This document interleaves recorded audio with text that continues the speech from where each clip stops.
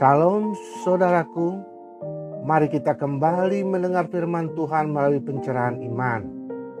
Semoga saudara pendengar diberi keteduhan hati di sepanjang malam ini dan mendapat semangat baru di hari esok di dalam menjalankan aktivitasnya. Sebelum kita membaca firman Tuhan, mari kita berdoa. Bapa kami yang berada di sorga, pada kesempatan ini kami datang ke hadapan-Mu untuk mengucap syukur atas seluruh berkat dan penyertaan yang telah Engkau berikan. Saat ini kami akan membaca sebagian firman-Mu.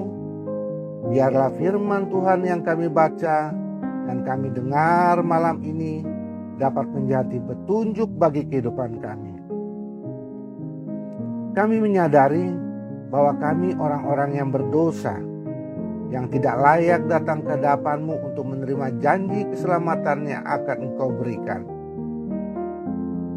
Tapi karena kasih kemurahan-Mu, Engkau mengampuni kami sehingga kami layak datang berjumpa dengan-Mu. Bukalah hati dan pikiran kami dan persiapkanlah hati kami dengan kuasa Roh-Mu agar kami dapat mengerti tentang firman-Mu dengan penuh sukacita. Di dalam nama Tuhan Yesus Kristus kami berdoa. Amin. Nas firman Tuhan yang kita bacakan malam ini diambil dari kitab Matius 8 ayat 23 sampai ayat 27. Lalu Yesus naik ke dalam perahu dan murid-muridnya pun mengikutinya. Konyong-konyong mengamuklah angin ribut di danau itu sehingga perahu itu ditimbus gelombang, tetapi Yesus tidur. Maka datanglah murid-muridnya membangunkan dia, katanya, "Tuhan, tolonglah, kita binasa." Ia berkata kepada mereka, "Mengapa kamu takut? Kamu yang kurang percaya?" Lalu bangunlah Yesus menghardik angin dan danau itu, maka danau itu menjadi teduh sekali. Dan heranlah orang-orang itu, katanya, "Orang apakah dia ini? Sehingga angin dan danau pun taat kepadanya." Demikianlah firman Tuhan. Saudaraku yang terkasih dalam Tuhan Yesus Kristus, tema kita malam ini adalah berjalan bersama Yesus ada keselamatan. Setiap manusia pasti pernah mengalami suatu masalah atau pencobaan dalam kehidupannya. Kerap kali masalah itu datang tanpa diundang, seakan-akan masalah itu sudah menunggu di depan kita. Tetapi ada juga masalah yang datang tiba-tiba yang harus dihadapi manusia itu dikarenakan melakukan suatu kecerobohan yang dibuatnya sendiri. Semua masalah yang datang di dalam kehidupan seseorang itu sudah pasti harus dihadapi dan semua terjadi atas seizin Tuhan. Dengan maksud untuk melihat seberapa jauh kita dapat mengatasi masalah tersebut dengan penuh pengharapan kepada Tuhan. Banyak pelajaran yang dapat kita ambil sebagai pedoman kita ketika di dalam kehidupan ini kita mengalami berbagai masalah.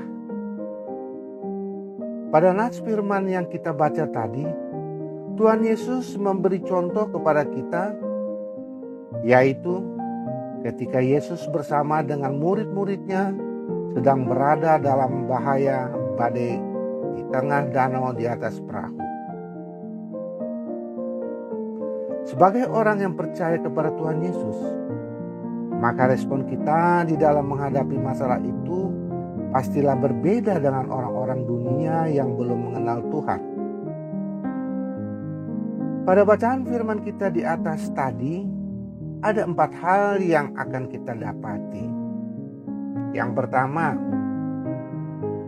hidup dalam Tuhan bukan berarti kita bebas masalah.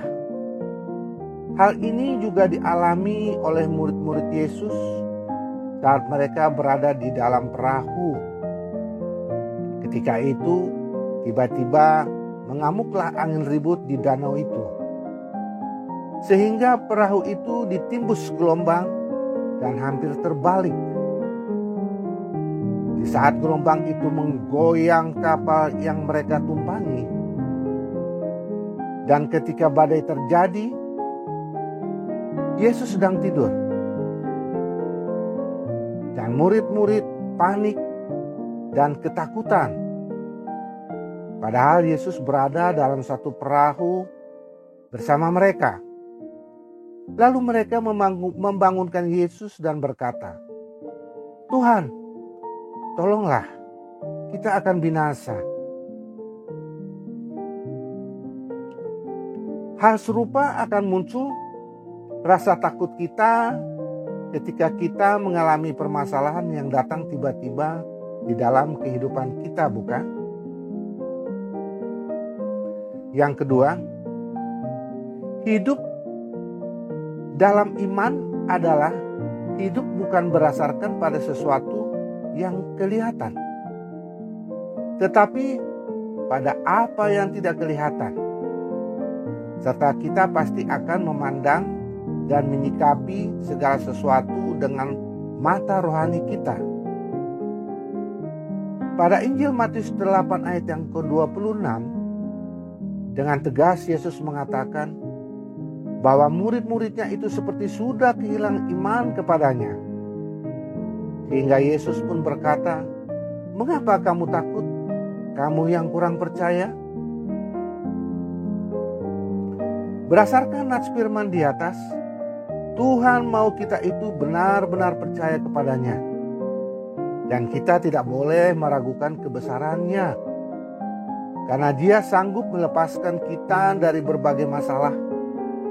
Dan Tuhan tidak akan memberikan pencobaan yang melampaui kemampuan kita. Di dalam kitab 1 Korintus 10 ayat yang ke-13, Rasul Paulus di Korintus berkata, "Pencobaan-pencobaan yang kamu alami ialah pencobaan biasa yang tidak melebihi kekuatan manusia. Sebab Allah setia dan karena itu Ia tidak akan membiarkan kamu dicobai melampaui kekuatanmu.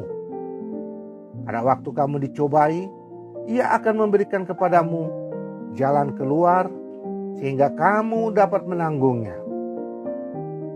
Yang ketiga, walaupun murid-muridnya itu sudah lama mengenal laut, bahkan kehidupan mereka sehari-hari adalah sebagai nelayan, tentu saja mereka sudah mengenal badai dan angin laut. Namun, mereka tidak dapat membuat angin itu menjadi teduh. Tetapi Tuhan Yesus sanggup menghentikan badai itu. Di sini Tuhan Yesus memperlihatkan kuasanya kepada murid-muridnya, sehingga murid-murid Yesus terheran-heran dan kagum akan kebesaran dan kuasa Yesus. Dikarenakan angin dan badai danau itu berhenti dan taat kepadanya. Rasul Paulus di dalam kitab Roma 8 ayat 37 berkata, "Tetapi dalam semuanya itu kita lebih daripada orang-orang yang menang oleh Dia yang telah mengasihi kita." Maksud dari firman ini adalah ketika kita mengalami permasalahan yang berat, mungkin kita cenderung merasa panik dan menjadi takut. Seharusnya kita tidak perlu panik dan takut, karena Tuhan Yesus Kristus ada bersama dengan kita, bahkan ada dekat kita. Oleh karena itu, Rasul Paulus mengingatkan kita agar tidak perlu takut dan panik jika kita ada di dalam permasalahan. Karena Tuhan Yesus Kristus setia dan tidak akan meninggalkan kita dan akan menyertai kita melewati pencobaan yang sedang kita hadapi. Apabila kita masih menggunakan akal dan kekuatan sendiri, maka masalah yang kita alami tidak akan pernah terselesaikan. Karena iman yang ada pada kita akan menentukan jalan hidup kita ke depan. Oleh karena itu, Rasul Paulus menasihati kita agar kita beriman dengan segenap hati kepada Tuhan Yesus Kristus. Hendaklah kita memiliki iman yang teguh dan selalu merespon untuk selalu mengucap syukur kepada Tuhan, karena kita tahu bahwa Yesus akan menolong kita. Amin. Mari kita berdoa. Terima kasih Tuhan atas firman-Mu yang telah Engkau berikan di malam ini kepada kami.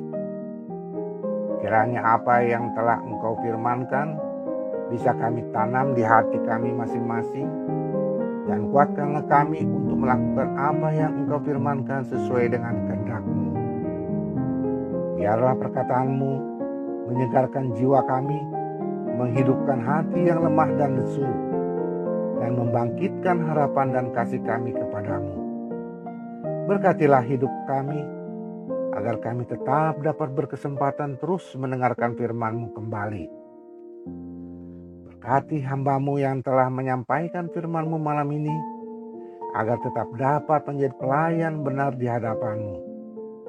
Demikian juga kepada para pendengar pencerahan iman, dimanapun mereka berada, dan jika di antara mereka saat ini ada yang sakit, baik di rumah ataupun terbaring di rumah sakit, kami memohon Tuhan mau datang melawat mereka, menjamah tubuh jasmaninya, dan mengurapi obat yang diberikan oleh para medis, agar obat itu menjadi obat yang terbaik, sehingga dapat segera sembuh kesehatannya, dan dapat bersukacita sama keluarganya. Dan apabila ada di antara mereka mengalami keterpurukan ekonomi disebabkan karena kehilangan pekerjaan, kami memohon agar Tuhan datang membantu mereka, agar mereka terlepas dari kondisi keterpurukan tersebut, sehingga mereka senantiasa dapat selalu merindukan dan membutuhkan firman-Mu sebagai pelita hidup mereka. Dan kebenaran yang memerdekakan serta dapat menjadi penghibur yang menguatkan hidup mereka. Ajarilah selalu kami bahasa firman-Mu, dan bimbinglah kami untuk selalu hidup sesuai dengan kehendak-Mu, agar kami dekat padamu. Terimalah ya Tuhan doa kami ini yang kami sampaikan kepadamu. Di dalam nama Tuhan Yesus Kristus kami berdoa dan mengucap syukur. Amin. Kami mengucapkan banyak terima kasih karena saudara sudah mendengarkan pencerahan iman yang kami sampaikan di malam ini. Semoga saudara semua diberi damai sukacita dan diberi kekuatan di hari esok di dalam menjalani segala aktivitasnya. Agar pelayanan kami ke depan dapat terus berkembang dan saudara tidak ketinggalan video terbaru dari kami, maka kami memohon agar saudara mensubscribe dan menekan tombol loncengnya, serta bagikan video ini ke semua saudara kita, supaya mereka ikut terberkati melalui pelayanan kami ini, dan saudara juga dapat menjadi berkat bagi sesama. Shalom, selamat malam, selamat beristirahat. Tuhan Yesus Kristus memberkati.